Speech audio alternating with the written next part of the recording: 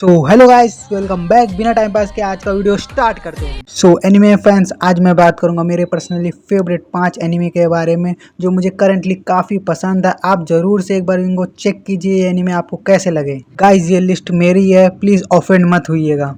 हमारा fifth anime है Mushkoh tension जॉबले reduction. हमारा जो मेन कैरेक्टर होता है मोटा होता है, जिसके कारण उसको स्कूल कॉलेज में बहुत चिढ़ाया जाता है, जिसकी वजह से कारण से वो घर पर हमेशा रहता था। मैं एक दिन वो जब घर से बाहर निकलता है तभी वो देखता है 3 लड़कों की तरफ एक ट्रक आ रहा है, जिनको बचाने के चक्कर में उसकी खुद की जान चली जाती है। फिर डायरेक्ट कहानी हमको दिखाई जाती है कि उस लड़के का पुनः जन्म हुआ है, वो एक यूरोप साइड में पैदा हुआ है। उसे अपनी पुरानी मेमोरी सब याद है, वो अभी चाइल्डहुड में है। इस दुनिया में मैजिक और मॉन्स्टर भी है और ऐसे भी बहुत प्रकार के क्रिएचर है जो उसके बारे में पता नहीं। कहानी हमको दिखाई जाती है वो लड़का धीरे धीरे जादू सीखने लगता है। मैं उसको सिखाने के लिए उसके पेरेंट्स एक मास्टर को बताता है, मगर ये इतना हरामी रहता है कि अपनी टीचर को नहाते हुए हर एक मौका देखता है उसकी बॉडी देखने के लिए, भी क्यों ना हो कि उसका बाप भी वैसा ही था। आगे चल के इस लड़के को पैसे की जरूरत रहती है, जिसकी वजह से इसका बाप एक राजा की बेटी को पढ़ाने के लिए भेजता है। जो राजा की लड़की रहती है बहुत खतरनाक रहती है, पहले दिन ही देखते इसको फोड़ देती है। आगे चल के इन दोनों में सुलह हो जाता है, फिर टीचर स्टूडेंट जैसा बर्ताव करने लगते हैं। साला ये इतना हरामी होता है, अपने बर्थडे दिन उस लड़की के साथ खेल खेलने के लिए शुरू होता है, मगर लड़की इसकी गोटियां फोड़ देती है।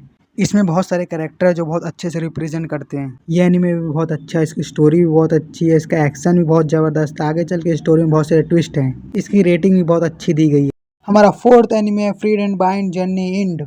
आप लोगों ने बहुत सारे डीमन लॉर्ड के जर्नी देखी होगी, आप इस कहानी से वाकिफ़ भी होंगे कि दूसरी दुनिया से कोई इंसान आता है, डीमन लॉर्ड को हराता है और कहानी एंड हो जाती है। मगर इसमें ऐसा नहीं है, ये डायरेक्ट कहानी शुरू होती है डीमन लॉर्ड को हरा के 4 लोग हीरो बनते हैं और ये डीमन लॉर्ड को हरा के वापस रॉयल कैपिटल आते हैं। इन लोग को डीमन लॉर्ड को हराने में 10 साल लगे। तो जो हमारी मेन कैरेक्टर फिरेन, ये एक एल्फ है जो 1000 साल जीती। ह्यूमन के मुकाबले बहुत जीती है, क्योंकि ह्यूमन सिर्फ 100 साल तक। फिरेन जो रहती है बाकी अपने 3 साथियों के साथ एरो मीटियो सावर देखती है। फिरेन कहती है वो एक जगह जानती है जहाँ से और भी खूबसूरत दिखता है। फिर कहानी में डायरेक्ट 50 साल का गैप आता है, जिसमें हमारे जो मेन कैरेक्टर हीरो है वो बूढ़ा हो चुका होता है, मगर हमारी मेन कैरेक्टर फिरेन अभी भी वही उतनी उम्र की लगती है। ये लोग साथ में बैठ के मीटियो सावर देखते हैं जो 50 साल में सिर्फ एक बार होता है। आगे चल के हमारा मेन कैरेक्टर हीमेल मर चुका होता है, इसमें फिरेन खूब रोती है और वो कहती है उसके पास 10 साल का टाइम था उसको जानने के लिए, मगर वो नहीं जान पाई। आगे चल के वुमन को लाइफ को और अच्छे जानने की कोशिश करेगी। हाइटर एक 9 ईयर ओल्ड लड़की फर को पाल रहा होता है, मगर वो बूढ़ा हो चुका रहता है, जिससे वजह से फ्रीरेन को वो पालने की उसको जिम्मेदारी दे देता है। ये दोनों मिलकर बहुत सारे एडवेंचर पर जाते हैं। फ्रीरेन आगे चल के फर के साथ हाइजन के पास जाती है जो उसका चौथा दोस्त होता है।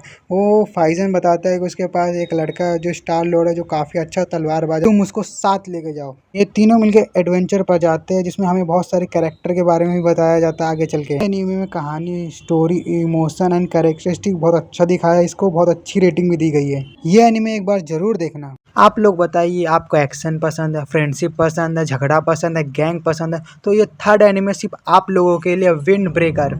हमारा मेन कैरेक्टर सकुरा जो दूसरे टाउन से इस टाउन में शिफ्ट होता है, उसका पास बहुत ख़राब रहता है, जिसकी वजह से वो लोगों से दूर भागता रहता है, जिससे लोगों से बात करने में भी उसको बहुत मुश्किल होती है। इस टाउन में भी उसके साथ यही होता है। उसका मकसद होता है हमेशा टॉप पर रहना, इसलिए वो फ्यूरिन गैंग ज्वाइन कर लेता है। पहले दिन सकुरा एक लड़की को बचाने के चक्कर में बहुत सारे गुंडों से फाइट मोल लेता है, जिसको बचाने के लिए खुद फ्यूरिन गैंग का एक राजा आता है। आगे चल के ये दूसरे गैंग के साथ फाइट भी करते हैं। 5-5 की फाइट रहती है, बहुत अच्छी फाइट दिखाती है। इसका एनीमे एक्शन बहुत ओपी रहता है। फ्यूरिन गैंग जीत भी जाती है और लोग सुधर भी आते हैं, फिर रिटर्न आते हैं तो एक और कांड हो जाता है। हमें बताया जाता है कि फ्यूरिन गैंग के 4 राजा जो पूरे शहर को प्रोटेक्ट करते हैं, लोगों की मदद करते हैं, उनकी देखभाल करते हैं। जो मेन कैरेक्टर है सकुरा, वो फर्स्ट ईयर में रहता है। उसी क्लास में एक लड़का रहता है जो दूसरी गैंग वाले उसको बहुत मारते हैं, फिर अपनी आर्मी लेके उसको मारने जाते हैं और यहीं पर सीजन एंड हो जाता है। ये एनीमे फ्रेंडशिप और बॉन्ड को बहुत अच्छे से रिप्रेजेंट करता है, जिसकी रेटिंग भी बहुत अच्छी दी गई है।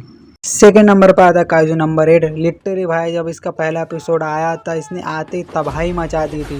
जो हमारा मेन कैरेक्टर है काफका, उसने बचपन में एक लड़की से वादा किया था कि बड़े हो जाएंगे तो काइजू को मारने में वो उसकी मदद करेगा, उसके साथ खड़ा रहेगा। कुछ रीजन की वजह से वो उस टेस्ट में फेल हो जाता है, तो वो काइजू को साफ करने वाला बन जाता है। उनके ही टीम में एक लड़का रहता है जो उनको समझाता है कि आपको रिटर्न टेस्ट देना चाहिए। उनके कहने पर वो लड़का तैयार हो जाता है टेस्ट करने, तभी उसके सामने एक काइजू आता है। लिटरली वो डायरेक्ट उसके मुंह में जाके घुसता है और उसके बॉडी में बहुत सारे रिएक्शन होने लगते हैं। सामने जो लड़का खड़ा था वो आके देखता है तो काइजू बन चुका होता है।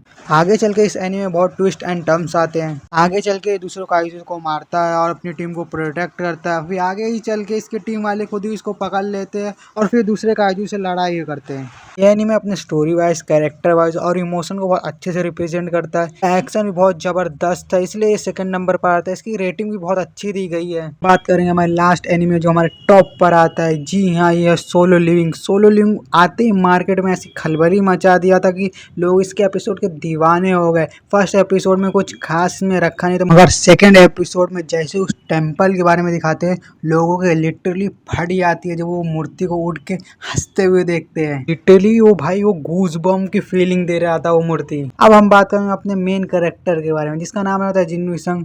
ये बहुत ही कमजोर हंटर रहता है। हंटर की भी एक रैंकिंग होती है। ये बंदा ई पर आता था। ये हर एक मिशन में मार खा के आ जाता था, हॉस्पिटल में भर्ती हो जाता है। सब लोग इसको सबसे कमजोर हंटर करके भी चिढ़ाया करते हैं, जिससे इसको थोड़ा बुरा भी लगता था। आगे चल के इस बंदे को उस टेम्पल की वजह से कुछ बहुत सारी शक्ति मिलती है, जिसको गेम के थ्रू बताया जाता है कि जैसे जैसे अपना लेवल अप करेगा उसकी पावर से बढ़ती रही। ये बंदा हमेशा लेवअप करता था, कसरत करता था, जिसकी वजह से आगे चल के बंदा बहुत ही ओवर पावर कैरेक्टर बनने वाला है। भाई इसका वीएफएक्स, एनीमे, एक्शन सब भाई टॉप लेवल का। अभी तक आपने इसने नहीं देखा तो जरूर से एक बार चेक करो ये एनीमे को।